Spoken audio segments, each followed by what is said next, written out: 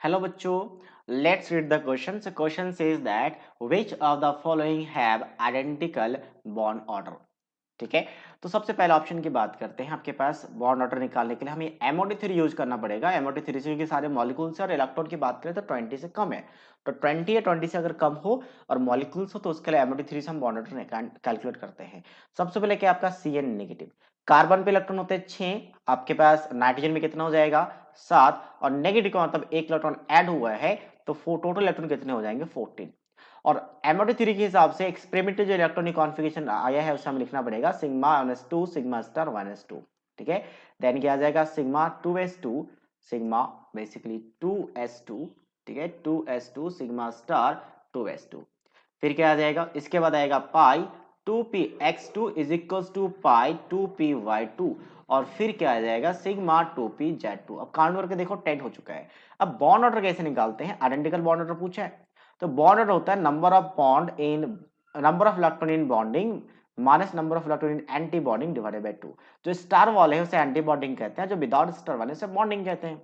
तो बॉन्डिंग में यहाँ पे 2 और 2 4, 4 और 4 8, 8 और 2 10, और एंटी बॉन्डिंग में 2 और 2 4 डिवाइडेड बाय 2 तो कितना आ गया 6/2 यानी कि 3. बॉन्ड ऑर्डर 3 आ गया. ठीक है, अच्छा बी की बात करते हैं. बी में क्या है आपके पास, बी में O2 नेगेटिव. O2 नेगेटिव का मतलब कितना है, यहाँ पे अगर नंबर ऑफ इलेक्ट्रॉन की बात करें तो 6, यहाँ पे 2 × 8 16, और नेगेटिव का मतलब एक ऐड हो चुका है तो टोटल कितना हो गया 17.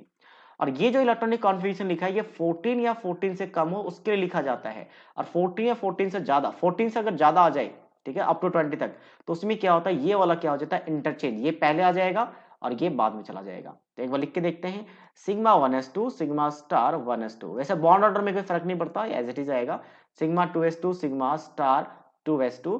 अब क्या आएगा, पहले सिग्मा आ जाएगा क्योंकि नंबर ऑफ इलेक्ट्रॉन 40 से ज्यादा है. तो सिग्मा 2pz2, फिर पाई 2px2, और फिर पाई 2py2. इसके आगे क्या होता है यहाँ पे लिखा नहीं था, जरूरत नहीं है, बट अब जरूरत है. तो उसके आगे आएगा पाई 2px और पाई 2py.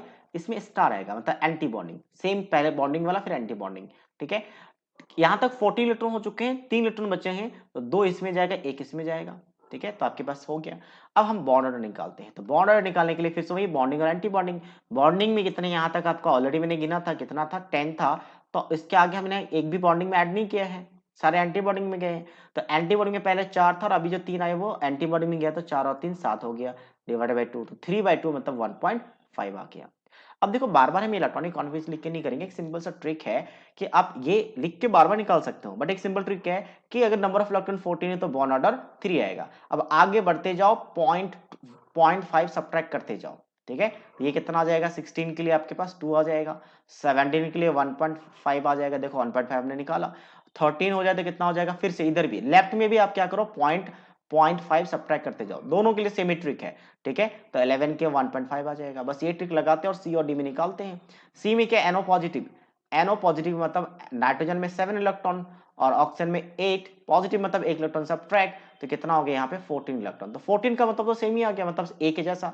तो 14 इलेक्ट्रॉन्स होंगे तो बॉन्ड ऑर्डर कितना आ जाएगा आपका 3 आ जाएगा. तो बॉन्ड ऑर्डर 3 मतलब ए का बॉन्ड ऑर्डर 3 था और सी का, तो ए और सी का बॉन्ड ऑर्डर सेम है, आइडेंटिकल है. ठीक है, डी भी एक बार चेक कर लेते हैं. डी की बात करते हैं, C N negative, C N positive.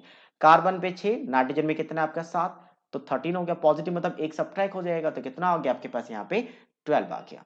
ठीक है, 6 एंड 7, 12 1 13, 13 में एक सब्ट्रैक्ट हुआ 12. तो 12 के लिए बॉन्ड ऑर्डर कितना आता है 2 आता है. तो बॉन्ड ऑर्डर कितना आ गया यहाँ पे 2 आ गया. तो यहाँ पे अगर बी और डी की बात करें तो इनका बॉन्ड ऑर्डर बिल्कुल ही डिफरेंट है. एक का 1.5, एक का आपका 2 है, बट इन दोनों का बॉन्ड ऑर्डर कितना है 3 है.